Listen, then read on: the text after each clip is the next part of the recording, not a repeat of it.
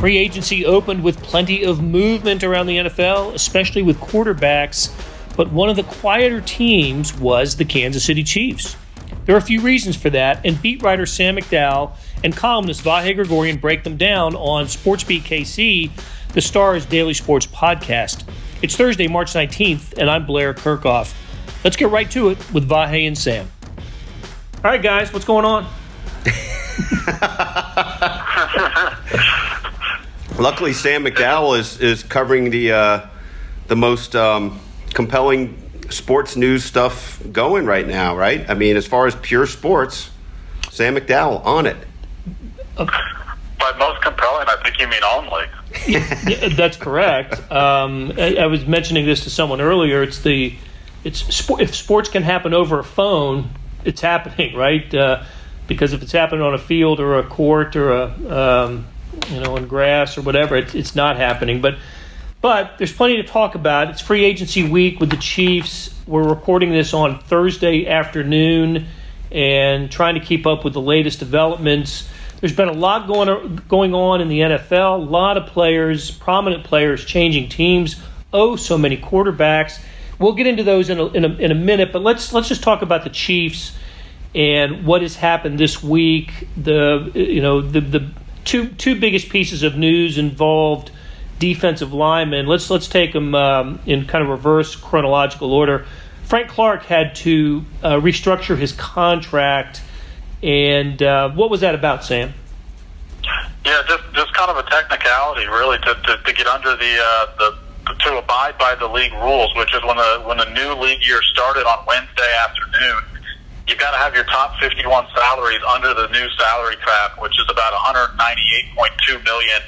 And so to do that, they converted some of Frank Clark's base salary into a signing bonus so that rather than that $5 million applying on this year's cap, it can be spread over the remainder of his contract, which is the next 4 years. So you get hurt on the back end, it helps you on the front end, and basically what that allows you to do is take a little bit more time and making your biggest decisions, which are what are you going to do with Sammy Watkins and what are you going to do with Chris Jones? Yeah, the front end's what everybody's kind of concerned about right now because the Chiefs see this as a window of opportunity coming off the Super Bowl victory and based on what we've seen this week in free agency, keeping this team largely together. Now, we'll get to Chris Jones here in a minute, but don't you think, Vahe, that's what we're seeing with the Chiefs? They made the big ads last year with Frank Clark and Tyrann Mathieu. In fact, it was a year ago today is Thursday, that Tyrann Mathieu signed a free agent contract with the Chiefs. So I think it's about keeping the band together. That's a great point about that anniversary. I mean, that became a much more meaningful acquisition than certainly I expected it to be, and I think it's emblematic of the point you're making. I mean, they built the band over the course of the last year, and now I think what we've seen early on here is a willingness to part with some not fringe players. That's not the right way to put it, but guys that are maybe beyond the really absolute core of why they're a contender for years to come. I mean, I don't know if they have an active list like these are the guys we have to keep, but I bet you they have something like that. I mean, that like we will not part with these guys. And then of course there's the questions about a guy like Chris Jones, who I'm sure they dearly want to keep, but Sam McDowell, I think, has insight on what the reality of that is. Hey, yeah, I mean, I think they would love to have Chris Jones back, but I mean, heck, I wish my house had 7 bedrooms in it. It was 5 stories. So I mean, ideally, and I absolutely think they're going to look into what can they do to try and get Chris Jones under the salary cap. And the new and Sam Mellinger wrote a great column about this, and he's absolutely right. The structure of the new CBA to where you can sort of pick which years the heaviest portion of the salaries hits maybe offers them a chance to try and keep Chris Jones and still wiggle that number under the cap. But I still think that, if I'm a betting man, I wouldn't put a lot of money on it, but I still think that the best chance is a tag and trade scenario. And obviously they've already done the tag portion of that. Right. That's why he was designated non-exclusive. Right. That's If it was exclusive, that would be the Chiefs only negotiating with him, but it's not. It's every team. And then Jones put out that somewhat cryptic text or tweet earlier this week, right? I forgot exactly what it said, but it's been fun. What's interesting about the non-exclusive tag is other teams can negotiate with him, but you got to give up a couple of first-round picks if you sign him. Right. And let's face it, that would be a fantastic return for Chris Jones. So if another team wants to negotiate with Chris Jones and sign him and give up 2 first-round picks, the Chiefs have an opportunity to match. But at that point, I think you've got to let him go and say, we'll take the 2 first-rounders. Yeah, I agree. I was thinking, DeForest Buckner from the 49ers was traded to the Colts. Buckner is playing the same position, right? The defensive tackle. His average salary is going to end up being $21 million with Indianapolis, and the Colts gave up a first-round pick for him. So it seems like the parameters have been set for that position with the DeForest Buckner trade. Yeah, and not just the first-round pick, but the 13th overall pick. 13 overall, right? So a really good first-round pick. I mean, you're talking about the top half of the first round, but. I agree with you. The market's been set, but I think mostly that's financially. I think trade market, yes, there has been a trade made, but you've got to still find a partner that's willing to give up something. I don't think anybody else in the league is looking at that deal and saying they're going to top that to get Chris Jones.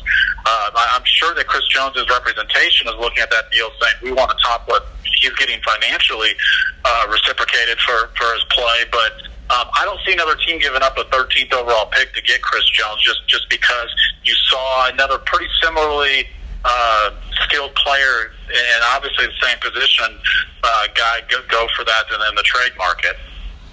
Okay, so of the players that the Chiefs have lost, Kendall Fuller to Washington, Emmanuel Ogbah signed with Miami, Cameron Irving and Xavier Williams also gone from the Chiefs. Does one of those guys stand out as oh my gosh, what are the Chiefs going to do, or is it that there's a loss that they can't compensate for? What's the taken collectively? What might be the loss that would affect the Chiefs the most? I personally think that's probably still to come. I mean, when you look at the guys that they've already lost. I think, Ogbah had a good season for him. They got as much out of him as you probably would have expected. I mean, he set a career high in sacks before he had the torn muscle in his chest.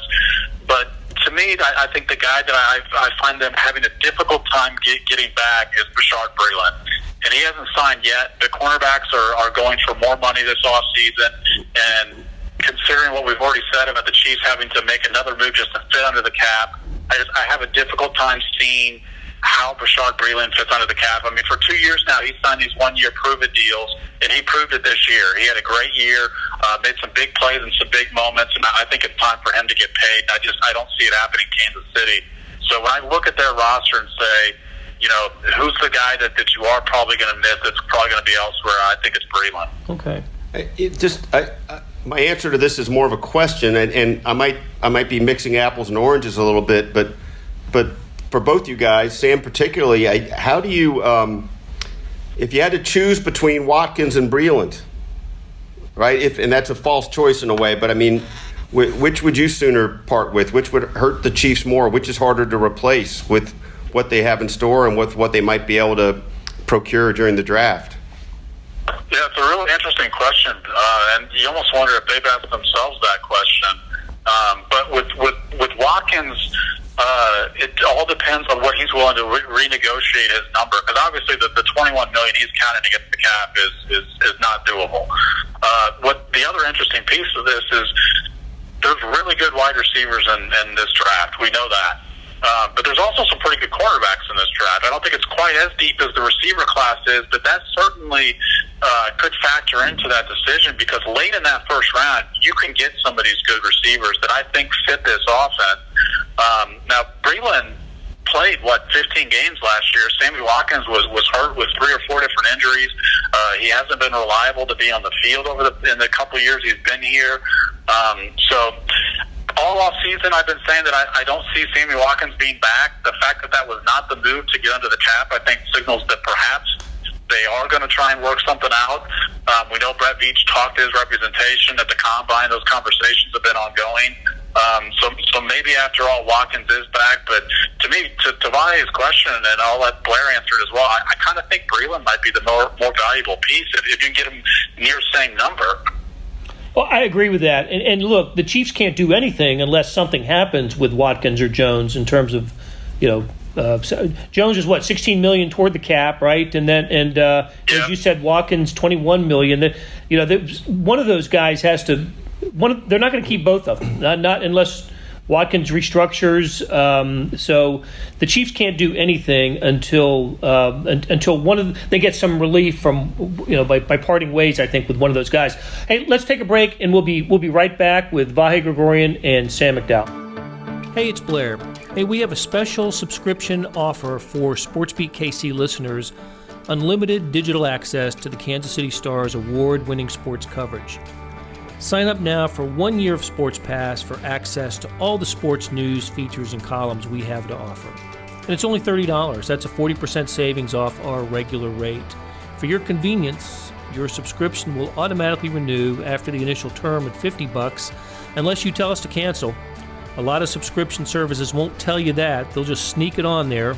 We just told you. Your subscription helps support the sports coverage of kansascity.com and the Kansas City Star. Please visit kansascity.com/SportsBeatKC offer to get this special offer. And as always, thanks for listening. We're back talking Chiefs with Sam McDowell and Vahe Gregorian. Sam, I wanted to ask you about a player that the Chiefs decided to they exercised the option and that's linebacker Damian Wilson. He would have been about I think a $4.5 million contract.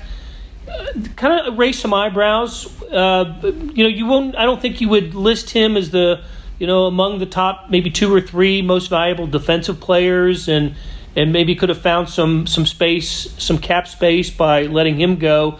But they brought him back. What's the value of Damian Wilson? Damian Wilson had to play most of last year out of a different position than what they had intended when they brought him here on the different side of that linebacking core, because Darren Leaf flat out didn't work out when they traded for him. The plan was to have him, Hitchens, and Lee Hitchens and Wilson start. Well, when they decided that Lee just frankly wasn't cutting it, they moved Wilson, and so I think that they'd like to get somebody in the position they intended for Darren Lee last year so that Damian Wilson could play the position he was intended to play. I frankly thought Damian Wilson showed some flashes early in the season. Now, late in the year, he wasn't the same guy. He was thought to be a really good coverage linebacker. I thought we saw that fade off late in the year, but maybe that improves a little bit if he's playing the position that they like him to play. Okay. They also, Damian Williams is back, the running back. No surprise there. Andrew Wiley, the offensive guard, and Deion Yelder, the tight end. I saw a tweet today from was it the Chiefs that tweeted out Chad Henne was signing his deal with the Chiefs, so they made a decision, Chad Henne over Matt Moore. Yeah, and Herbie and I reported that a couple days ago that was going to be the case, but it surprised me a little bit, and I think it surprised Matt Moore a little bit as well. Matt Moore's going to have a market if he wants to continue to play, and obviously this is a guy that last year, not his choice, was not in the league to open the year because he wasn't getting offers, but he played well in those 2 games, and I wondered if I thought he would be the decision because of his performance last year, but they decided to go with Chad Henne as the backup to Patrick Mahomes, and so like I said, there's a market out there for Matt Moore if he wants to continue playing, but obviously it won't be here in Kansas City. It is interesting. I sort of thought Matt Moore, had enough currency from what he did, and we really haven't seen Chad Henne in any meaningful, barely at all, but any meaningful situation since he's been here. But who knows exactly what broke that down, and it surprised me too. I thought just winning the Vikings game was currency enough. And he gets the W if you do that way for the Denver game too, right? Yes, he was right. Sort of the quarterback of record after Patrick, hurt himself. Well, let's face it, they don't don't have the same playoff route. They don't even get a bye last year if Matt Moore doesn't win that game, because they're playing in that opening weekend if Matt Moore doesn't beat the Vikings. You know, what's interesting about that is before the year, Andy Reid told us that, you know, when they signed Chad Henne 2 years ago, it was a 50-50 coin toss between Chad Henne and Matt Moore. Well, Matt Moore proved he can work in your offense, and he won a game for you. And so that's why I thought that Matt Moore would be the choice. You know, I think his rating was over 100 both games he played. Well, I thought he sure looked good. I mean, yeah, he really looked good. Didn't look like a guy who'd been coaching high school football a couple of weeks before that. I mean, that was and what a great point you made about that one game difference. Reminds me a little bit of Raul Ibanez's home run and a 1-0 win over the A's in 2014. That was the difference between the wild card game being a home game and an away game. Okay, so what about these other, old faces and new places? Let's start with Tom Brady with the Tampa Bay Bucks. Just so happens the Chiefs play at Tampa Bay this year. So instead of seeing Jameis Winston, which I thought would have been formidable enough with the season that Jameis Winston just had, they're among their NFC opponents. They're going to have to go to Tampa Bay and face Tom Brady, and go to New Orleans and face Drew Brees.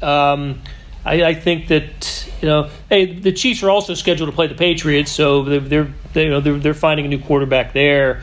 But anything else stick out to you in terms of player movement? And to be honest with you, I think the Chiefs didn't hurt themselves at all by having listen. They were financially basically required to stay where they were. But the losses weren't heavy. Other teams seem to be making not desperate moves, but win now type of moves. Brady to the Bucks, Phillip Rivers to the Colts is another one. Chiefs don't have to make those moves. That's true. Go ahead, Sam. Sorry. Go ahead. No, go ahead. Well, I agree with that. I think what's lost in this equation are the teams that are consistently good and good for long stretches of times don't build their teams through free agency. They build their teams through the draft. And that's what the Chiefs have done, that their younger core of guys that have all been here since the beginning. And so why not stick with that plan? I mean, it got you to a Super Bowl. You still have a young core. Like Vahe mentioned, you still got a window open. I don't see any of these contracts that have been made so far and thought that, wow, that's a bargain. That's a guy that the Chiefs should have gotten at that number. I know Chris Harris was a name out there that people were excited about because he's from Kansas. But if I'm going to pay $10 million to a cornerback, I'm going to pay $10 million to the cornerback that I know worked here last year, and was a good fit for my system. I'm not going to give $10 million to Chris Harris. Okay, so what going forward? What might we see the Chiefs do? What are some needs? Who are some free agents that are still left out there? A lot of the good ones are gone for sure. But in terms of need and availability, what might we be looking at for the Chiefs? I think that the first domino that has to fall is the Chris Jones and Sammy Watkins situation. Because as Blair, you mentioned, you can't keep under the cap without making a move on one of those two guys. Beyond that, I think there's some guys that have already been on this roster that make a lot of sense to try and bring back. If I'm the Chiefs, my priorities are Mike Pennell. I think Sherman probably comes back because he's a captain on special teams, plays three-fourths of those snaps. He's not going to be an expensive guy. But beyond that, I think you've got to get a linebacker that can work well in coverage. If you feel confident about the draft, that's one thing. I don't think there's a lot of those guys in the draft, but we've seen a lot of movement with linebackers that are going for probably a little bit more money than some people expected, and I wonder if that's going to change the Chiefs' plans a little bit on how they fill that need. Obviously, they need an interior lineman. They're going to need a cornerback. If you lose Watkins, you need a receiver. But I think those are three needs you could potentially get in the draft. Well, I tell you what, I do think there's a wide receiver out there if they lost Watkins, a guy, Rashad Perryman for the Bucks, who came on strong at the end of the season, former first-round pick. I think you can pick him up for, $5-6 million for a year, and maybe that is an option. We'll see. But if that happens, then I think the Chiefs will have tipped their hand to which way they're going to go in the draft.